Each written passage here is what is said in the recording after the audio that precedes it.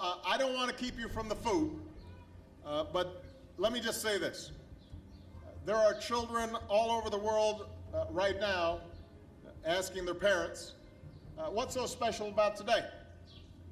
And maybe some of those little ones are running around, even here in the South Lawn, thinking, well, this is just an excuse for some hot dogs. But it's worth remembering what happened 237 years ago on this date and what it meant to the world.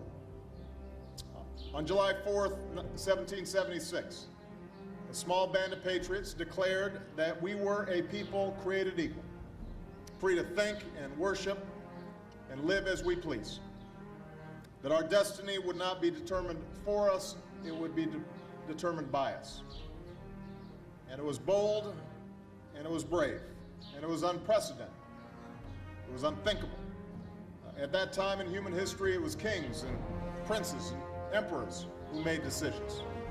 But those patriots knew there was a better way of doing things, that freedom was possible, and that to achieve their freedom, they'd be willing to lay down their lives, their fortunes, their honor. And so they fought a revolution, and few would have bet on their side. But for the first time, many times to come, America proved the doubters wrong.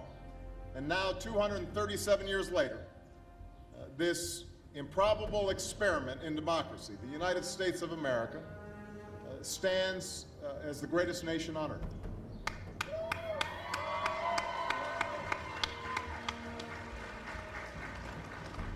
And what makes us great is not our size or our wealth, but our values and our ideals, and the fact that we're willing to fight for them.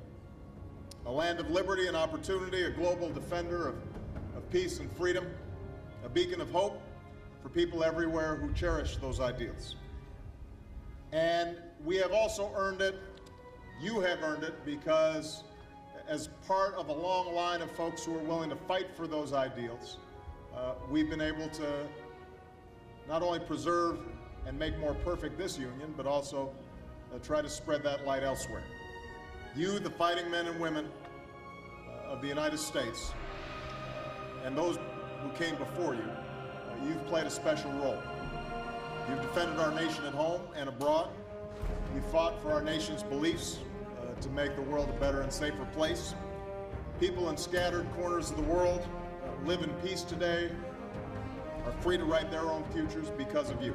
Brave men and women from each service branch, and we salute you one and all.